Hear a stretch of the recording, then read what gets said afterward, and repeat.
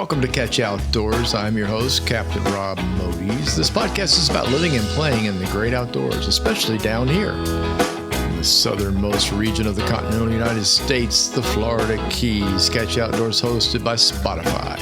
Also brought to you by your favorite podcast network. So kick back and get a taste of my Florida. This week's episode of Catch Outdoors is number 109. Titled Location, Location, Location. But first, these messages, well, not really messages, you know. I don't want it to sound like advertising's coming because it's not. Let's start with the fishing report. I fished with my buddy Gary. He's down for the month. He's got one more week to go. He will be sad. We discovered barracuda will move and wind up just about anywhere in the fall in the backcountry. That was my latest observation. They were everywhere. They were hoarding. They were hoarding space. They were hoarding bait. They were hoarding artificials. They were in every spot where I've caught everything else but them. Boy, they love those artificials that were white. And they didn't care if it was fast or slow either. Typically, barracuda are a speed demon. And they speed demon after your casted lure. Well, not this time. Suckers would eat it on the bottom. It was crazy. I honestly, every time I write in my logbook, it's something new. I'm like, okay, here we go. Discover something else that's going on down here. We did manage a couple of blue stripe grunts while using shrimp. And also, we both managed to catch a couple of the biggest daggone pinfish I've ever seen in my life in backcountry waters. These things they weren't records or anything, but man, they were. If you were starving, you could have filleted one of these pinfish. They were really, really big. I was totally surprised to see that. No, I did not get to try out the new lures that I mentioned on the podcast a couple of weeks ago. Not only that, I got some more new soft plastics. These are miniature baits, very small. You put them on a ball jig. If you don't know what that is, it's just a round ball, a jig head. And in this case, the guy that sold them to, I got them from Key Largo Rods. I went up to Key Largo Rods to drop off 2 rods for repair that were not Key Largos, the ones I've had for a long time. A couple custom mades from the Fort Myers area. And both of them were missing, eyes. Yeah. Guides, wrong word, guides. And broken off guides. And so I dropped him off. While I was there, Rick's assistant, who helps him out building rods and stuff, showed up with he showed me these little lures that his friend's making up in Miami.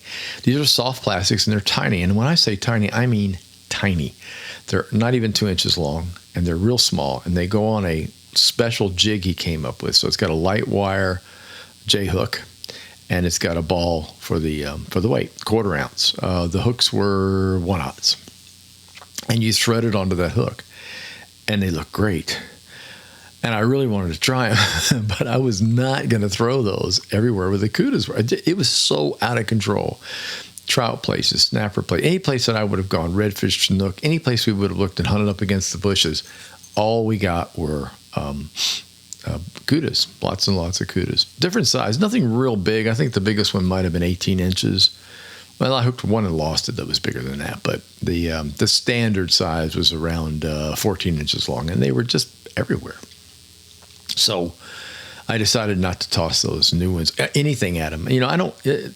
When you pay good money for a custom-made lure or custom-made soft plastic in this case, you don't want to just toss it out there and let the kudas have it. I'll use my package as a gulp for that. So anyway, hopefully next week I'll keep you posted. The weather is good right now. But Janelle and I have got stuff lined up, but we have to get done this weekend through Monday. And then I'm going to try to get back on the water with Gary one more time on Tuesday. It says the weather's supposed to hold until Tuesday evening, and then it's just going to go to hell in a handbasket. So they say it's supposed to blow all the way through the rest of the week and into the weekend. So, oh boy. So hopefully I'll get back out there. Let's see what else is in the news. Oh, it seems that manatees are once again in the spotlight for a status change. Uh-oh. This time not down, but back up. Yeah, from threatened to endangered once again. Seems the numbers have been dropping. I want to point out that boat strikes did not seem to play into this upcoming decision. I really want to make sure that I point that out. And they even pointed it out in several of the writings that I read from FWC and from research people. They were not blaming boats. Yay. They were blaming starvation. Let me explain. So far this year, 476 manatees have been recorded as died. 476. In 2022, the number was 800.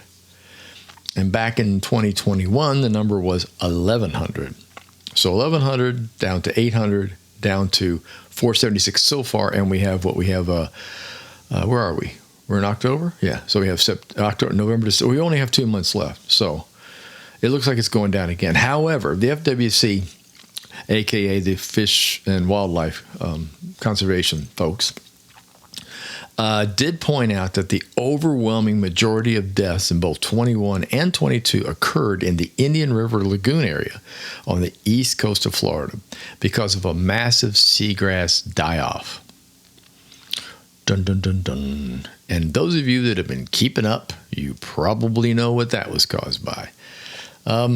They died from chronic malnutrition and starvation, quote.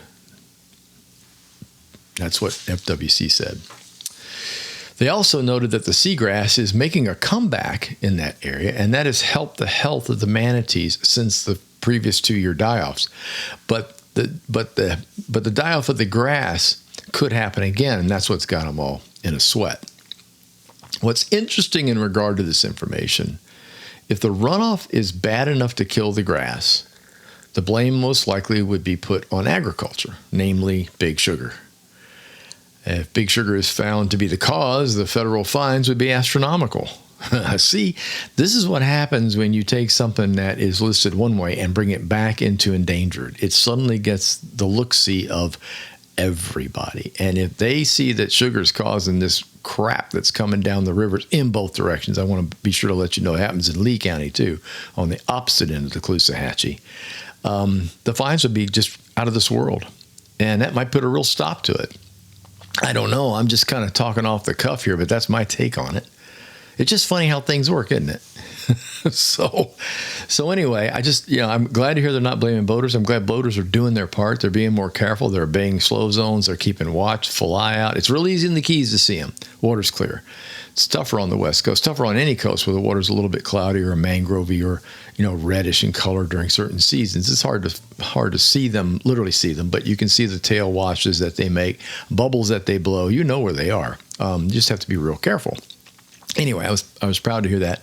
I am sad to hear that the dying grass in our areas has caused these animals to starve, and that's a really, really just horrible, horrible thing. Let's see. More thoughts. We, and I mean all of us, have to do our part to stopping pollution of our waters, both inland and coastal.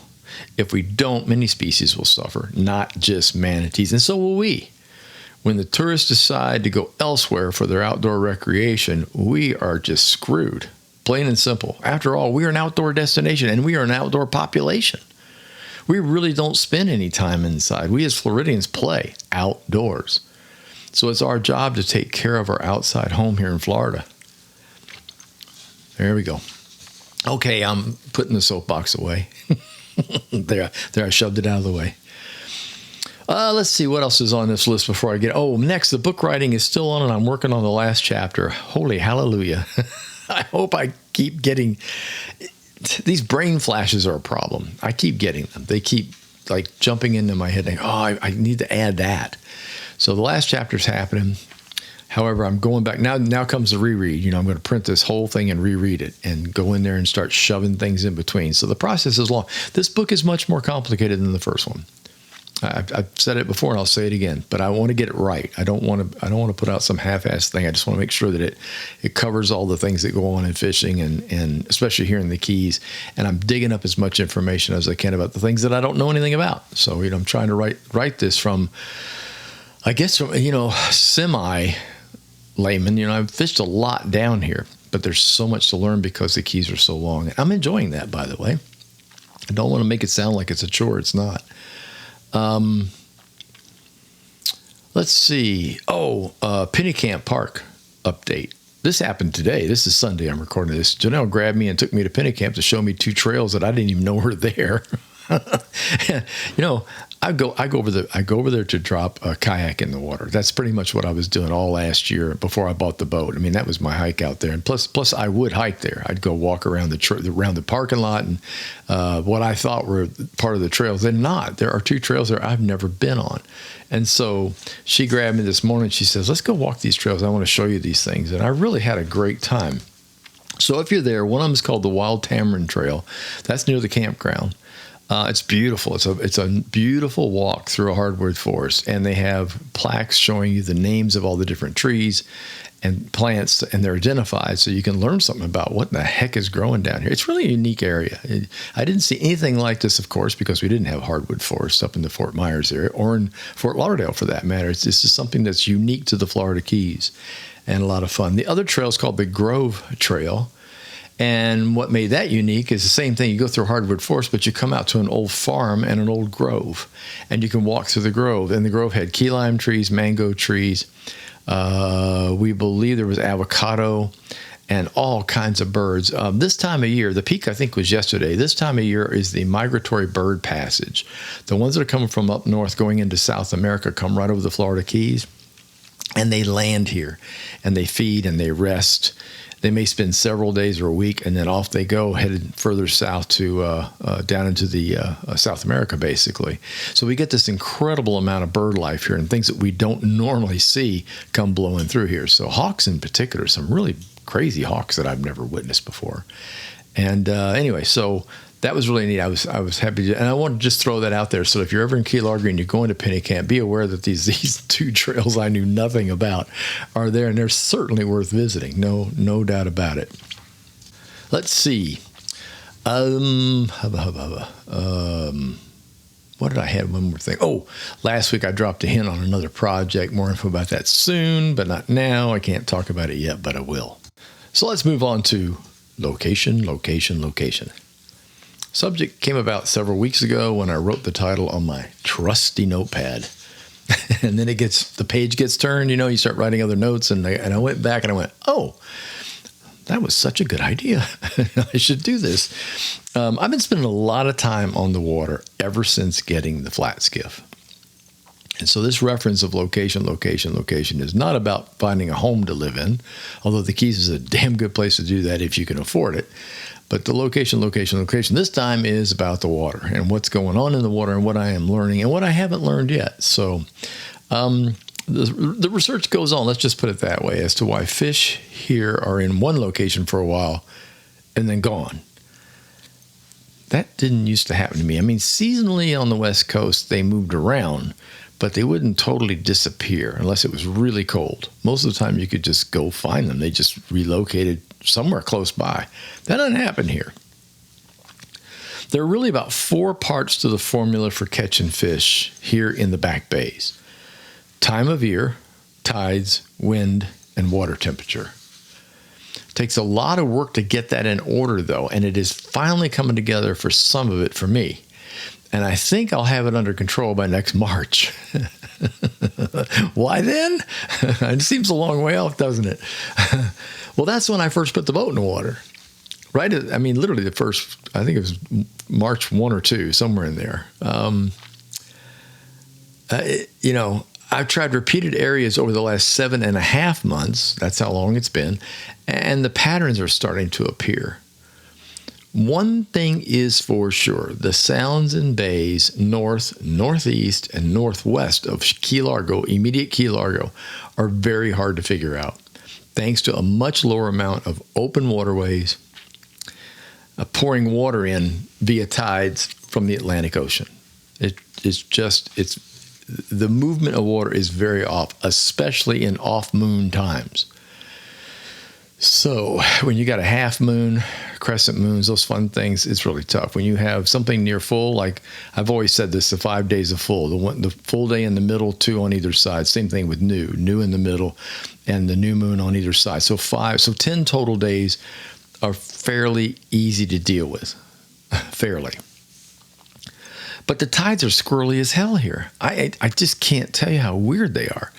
A tide can be off by, in less than a half a mile, can be off by an hour and a half to 2 hours, simply because of its inshore location versus its offshore location, with islands in between, whatever might affect it. And the most complicated happens to be right where I live. I live on Largo Sound. If you pull up a chart and find Largo Sound, you'll see that it's up against the Atlantic Ocean. It has only 2 inlets. It has an east and a west inlet. Then it has a north outlet, if you will. There is an inlet, of course, because the water comes through there for outbound tides. So you have this big body of water just sitting there, capturing water from the Atlantic Ocean, and then letting it go into the Back Bay via one inlet, and then on the outlet coming out. So you have this weird tide. The Atlantic will tell you one thing, Largo Sound will tell you another, and then the Florida Bay will have another. All within not even a mile and a half, maybe 2 miles at the most, by water, by the canals. So there's my dilemma. It's been quite the entertainment. You have 3 things happening with the tides all at once. So in other words, you can have an inbound tide, an outbound, and an inbound happening all at the same time. Now, how in the world are you ever going to figure out something like that? And then you add the wind. North pushes water out, south pushes water in. It's very simple. And the island here runs east-west, in case you're wondering. The Keys confuse the bejeebers out of a lot of people. When you reach Key Largo, you are no longer running due south down the 18-mile stretch. You'll notice a fairly severe right-hand turn when you get into Key Largo on US 1. Yep, you're running mostly west, and then you're running east-west. So the wind is really, it's interesting. North pushes the water out, south pushes the water in, and the fish don't necessarily do what they do in other places when the wind blows. They don't always sit in the wind to catch bait, which is really weird. One of my go-to explanations of fishing in Pine Island Sound, Estero Bay, et cetera, on the west coast of Florida was all about the fact that wherever the bait is, you catch fish. Well, when the wind blows the bait into an island, go on the windy side of the island. That doesn't always work here. As a matter of fact, it can be opposite. I found that out the hard way. You can go to a side where the wind's blowing and the fish don't bite at all. You're like, now this is not possible. Then you go to the opposite side where the wind is quieter, and guess what? You catch some fish. It is absolutely crazy. Any time of day is also strange. Yes, fish here will bite in the early morning, especially in the backwater, but it doesn't seem to matter that much in the Atlantic on the patch reefs. In other words, early bird gets the worms expression is, yes, that definitely happens. There's no doubt about it. But not always true. Most of the time, in the backcountry, yes. If you get in there early, it's going to be good. Right when the sun's coming up, quite frankly. And you'll get this solid bite at a place that you go for like an hour. And then it will really start to wane. But then again, it comes back later. So if you're willing to stay out past mid-morning, there's a good chance you're going to get another bite going. And then obviously the evening is good too. The Atlantic, it doesn't seem to matter on the patch reefs. The patch reefs are more about water movement. If the water's moving, you're probably going to catch fish. My friend Gary's been here, like I said, in the Keys for about 3 weeks now. We've had several trips to some of my spots. In one spot, and only one, it was game on as usual. And that was out in the ocean. We hit places that we fished in the past and caught all kinds of fish. A really nice mixed bag. Yes, the tide was weak that morning, so we had to move quite a bit. But we still went home tired and with fish in the box. So, all the multiple species we've had before when we go out there were the same. The only difference out there was the tide. It was... I think it was half moon at best. It was after the full moon was completely over with, and the waterway. I put a chum bag behind the boat, and it wouldn't chum out. The water current was not strong enough to move the chum away from the boat. It was crazy. That I've never seen. While the Back Bay trips were fun and we caught fish, they were a chore for me. Just finding fish. Nothing was where it should be, based on my previous fishing. But remember what I said earlier, I haven't fished this month here yet. This month of October. nor November, December, January, or February. So there's still more learning to do. I'm just going to have to keep at it. Now, I've adjusted somewhat, and it's cost me a bit of money in gas. I started running quite a few of my alone trips, what I call my all-alone trips, all the way down to Islamorada waters. So that's 21 miles one way. That's just to get there. So it's a 42-mile round trip, which is nice on a nice day. It's actually beautiful. So I'm not going to complain other than the mileage and the gas money spent. But I'll do that when the frustration kicks in. I'll work and figure out an area. I'll write notes both on paper and mentally. I'll write them on a chart. I'll do stuff like that. And then when I'm just like, okay, I'm going down to Islamorada. I'm just going to go down there to fish because I know it like the back of my hand. And yes, I know those waters above Islamorada and northwestward. I really do. I mean, I learned those waters with Janelle years ago without a GPS. We did reckoning. We just went from island to island, said, oh, okay, that's far enough. Let's go back. And then the next time we go a little further until we got all the way up to Flamingo and further out into the Gulf, west into the Gulf. But I spent years fishing there.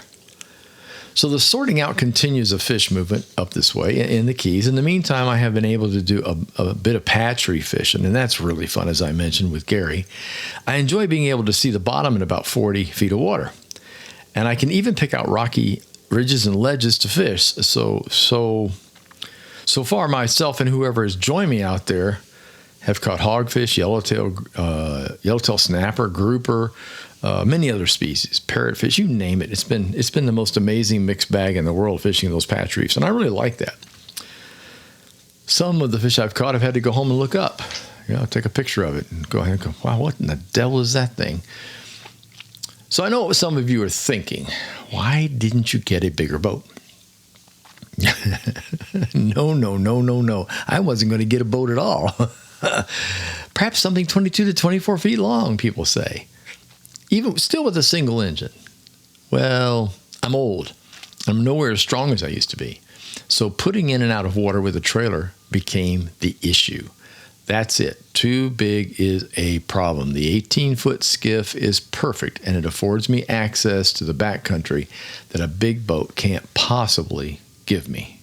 When it comes to locations and finding that perfect location, be sure to take plenty of notes about the day. This is the best advice I can give anybody that's a new angler anywhere. I have a diary at home on my desk. No, it's not full of secret spots or just plain old secrets like family stuff. It's my life. My life is pretty much an open book. What it does have in it is every trip I've made since buying the boat, along with interesting places that I've visited, places that I've enjoyed eating at, great restaurants, places I've stayed, motels that I thought were really nice along the Keys. Personal notes for me to go back and remember.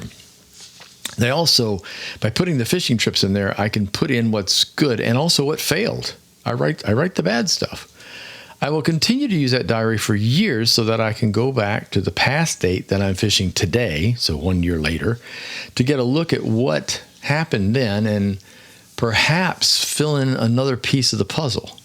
So far, here's what it's shown itself to me when it comes to location. And this is the simple stuff. This is what I've learned without it being a whole year, so there's nothing to really look back on yet. Barracuda love sandy near-shore locations in the backcountry. They will hug the mangrove roots so long as it's sandy, like a beach, an underwater beach, if you will. I'm pretty sure it has to do with their ability to blend in because they are serious ambush feeders. Mangrove snapper love roots of mangroves and blowdowns. That's also true on the southwest coast of Florida. But one thing is different down here in the Keys. They won't be there if there's a bunch of barracuda around. They just won't. You start catching barracuda, it's not going to happen. Mixed in with the mangrove snapper are most often blue stripe grunts and the occasional schoolmaster snapper. Sharks are everywhere. Throw something smelly out, cut bait, mullet, frozen shrimp, they will come. Jacks, ladyfish, and trout are usually found together on grass flats with sandy potholes, but the water really needs to be somewhat colored. If not, they probably won't be there. When I say colored, you cannot readily make out the bottom like you do in Keys water. You go up in the flats and it's beautiful. And look, to the eye, it's just gorgeous. For fish, not so much. They know all about birds, especially the ospreys and things like that will swoop down and eat them. So they don't play around on those days. But when you get a little bit of color in the water, typically from previous winds, then they do much, much better. You can also look for bait on surface too. That tends to show up. Obviously, there's going to be fish around if you got some bait. The snook here, and just like the snook everywhere else, they love the cuts that run around islands, and they really love anywhere you can find good running current in small spaces. Redfish suck. I've seen two, but I'm still baffled. That's why I make long runs to the waters above Islamorada, to the north side of Islamorada. I stumbled upon bonefish one morning. They've been in the same area a couple of times, but they were very shy about spinning type lures. Too much of a splash for them. And I kind of knew that going in. Trying to lead them by a long distance is also difficult, because it doesn't seem to matter how far I lead them with the splash of the bait, they still turn around and run. There's too much out there for them to be afraid of, I guess, or other people have been out there fishing them. So now I always carry a rigged fly rod with me when I'm out, especially when I'm out by myself. It's kind of hard when there's another person on the boat, somebody that obviously hasn't fished a lot or out there visiting with me. Fly rods can be a problem, and I don't want to hook anybody. So it's usually an alone thing for me. I've managed to hook 2 bonefish so far. I just need to get one to the boat. I would love a picture. This fall, winter, and spring, I'm going to spend much more time on the nearshore flats on the Atlantic side. These are known for their bonefish schools and the passing by of junior tarpons and jacks. And I did that down in Islamorada successfully. So I'm like, there's no reason it shouldn't work here. Because when it comes to that location, they are very, very similar to each other, both in the way that they're positioned as well as how the tides work there. We have some beautiful ones not far from my house. So that's on the docket. Most of those flats are no motor zones, but they do allow pole and troll. And that works for me. I got a trolling motor. The only catch in my plan would be the wind. It can be out of the southeast, south, and southwest, but only as calm to a gentle breeze. That's what's blowing right on the Atlantic side, shoreline. The north's okay, even at 10 or so, because these oceanside flats will be pretty much fully protected by land. Also, I've started to branch out with artificials and have been trying and eliminating some. The soft plastics are still winning in all cases. Just want you to know, I have tried a lot of hard baits. I got a new hard bait. I talked about this at the beginning of the podcast. Talked about it 2 weeks ago. I really want to try them, but they'll come. They are small, look lifelike. We're going to have to give those a try. But the soft plastics are still winning as far as the other stuff that I've tried out. I've also started using baits I would have never used on the west coast of Florida, namely frozen shrimp and squid. This is truly a different world. Here in my home in Key Largo, I haven't caught one catfish, not one. Mostly snapper, grunts, and of course sharks when I'm playing around with cut baits or shrimp and squid. To sum this up, let me say this.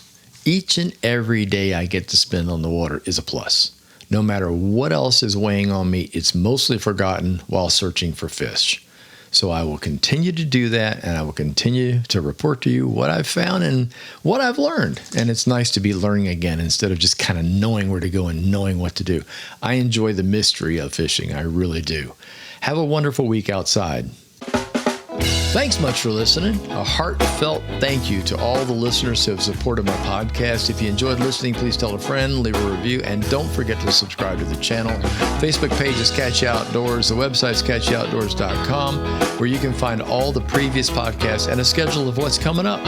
Until next time, get outdoors and enjoy.